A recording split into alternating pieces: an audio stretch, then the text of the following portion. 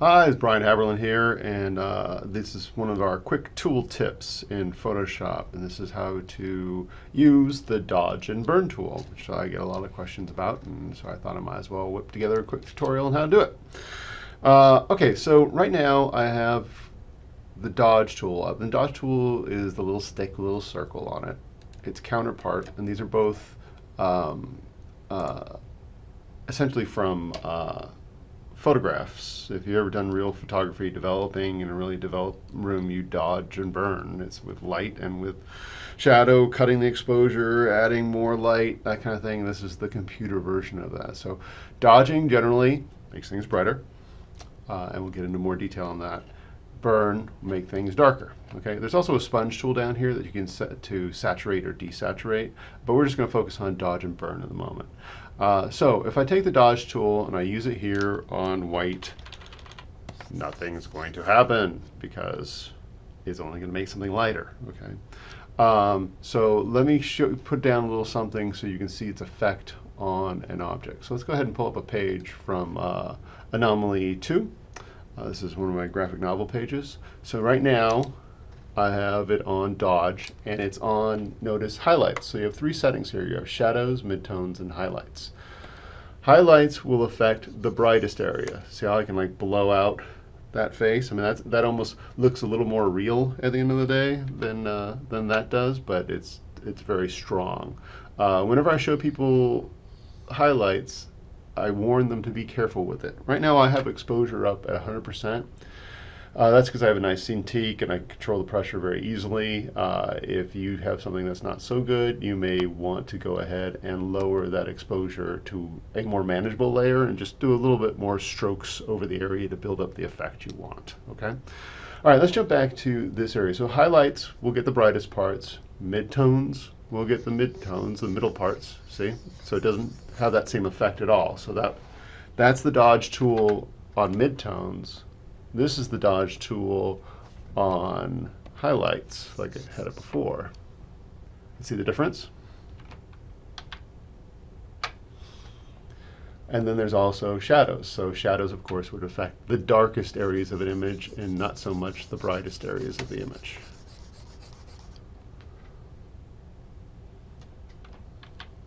Okay. Now, same thing for its counterpart, the burn tool. Right now, burn tool's on shadows, so this is just going to affect the darkest areas of the image. There's a lot of dark in that image, so let's go over some brighter, and you'll see it start affecting it. See how it affects everything around that really light? It eventually starts digging into the light. That's one of the reasons why they have protect tones on here. This kind of controls more of that a little. Gives you a little bit more of a control in keeping those lights and darks. I tend to not have it on because I'd rather make those decisions than let Photoshop make those decisions for me. So anyway, so we're back to the burn tool. I have it on shadows, and so if I go over here, it's going to affect more shadow areas. If I put it on midtones, same thing, more midtones. If I hit it on highlights, then it's going to darken those just the highlights, or mostly just the highlights. Okay. So this is great for what I normally use it for is for end of the day correcting. Okay, you don't want to really use the dodge and burn tool as a primary rendering tool. You kind of can. I mean, if I wanted to go here now, for example, if I wanted to put down some tones with just the burn tool, I could go ahead and it's on highlights. So as I go, I can start building up shades with this. If I go ahead and switch to the dodge tool, I can then come back into it. So right now it's on highlights, so I can come back into it. You know, kind of like painting with black and white a little bit. But something that's important to remember, so as I go through this with the dodge tool right now, this dodge tool is on shadows, okay? Notice how it's just kind of, it feels fairly much like I'm adding white, like a white airbrush effect to this. If I change it to highlights, it will give me a much harder render to it. So if you see, like, if I come over here, see how you can start getting really blowing out things? Now this can be handy to use for if you're going to build out some metallics, you know, get those nice hard sort of lines in the metallics, straight highlights and reflections and stuff. So this is what this is kind of good for, but you want to be careful because especially too on a color, like if I go through back to that page and let's say I really want to lighten up the eyes on this guy here, it's very easy to go in there and start just getting something that's not going to reproduce color-wise because it's going to be out of the color spectrum, but also just starts, you know, really getting strong and just blowing out stuff. So you got to be careful with it, okay? If I use it, like if I'm just going to use it over here, over this eye, I just went over it incredibly lightly. So that was before, after. So just kind of more subtle things. If I'm going to go then and I want to, you know, make the lower part, exaggerate this a little bit more with that light, so I want to go and make it darken up the rest of it, you know, then I'll just kind of lighten, go over the rest of it. Unless maybe I want to fade this all the way back down so it fades from that light. And there you go. So that's your dodge and burn tool, okay? So highlights and stuff. Now how it can also work if you're doing comics. Okay, so this is how you would use it if you're using it on something like comics, which can be very helpful in cleaning up images. It's just a little quickie sketch out of one of my sketchbooks. But you know, it's got construction lines. We can see probably a little bit of that image that was on the page before it. So if I was just going to go through and clean this up, the first thing I would do would go to the dodge tool, and I'm going to go to highlights because I just want to get the light part, right? So if I go over, you'll see if I go over even just really not carefully, I mostly just clean up the white parts.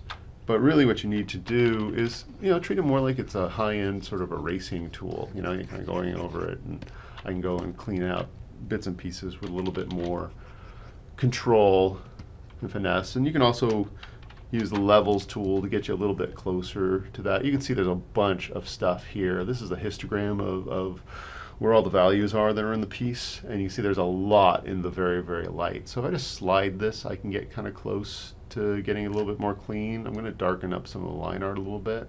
Actually, I'm going to leave the line art the way it is to show you how you use the burn tool to bring your line art back to dark. Hit OK. Now I just would come in and keep, you know, going around cleaning up bits and pieces, cleaning up. You know, and you can go again, like you don't have to worry about masking really. I'm going right up to that line, and it's not getting rid of that line because it's set to highlights. If it was set to shadows, and this if you get yourself in a situation where you're using it and you're going, oh no, maybe you set it to shadows and forgot. This is what will happen if you have it on shadows. It will just start eating into the black, okay? But let's say we want to also darken up. First I'm going to just get rid of this a little bit because it's bothering me. Okay. Now, if we want to switch it over to burn, because we want to now make some of these darks a little more substantial. So I want to go ahead, if I have it on highlights, so it's on highlights now, it affects everything, right? If I change it to shadows, it's just going to affect the darkest areas. So we'll just beef up your inks. See?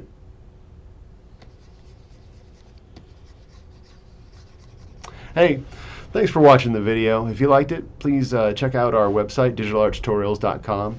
And if you have any friends or family you think might enjoy it, please, by all means, share away.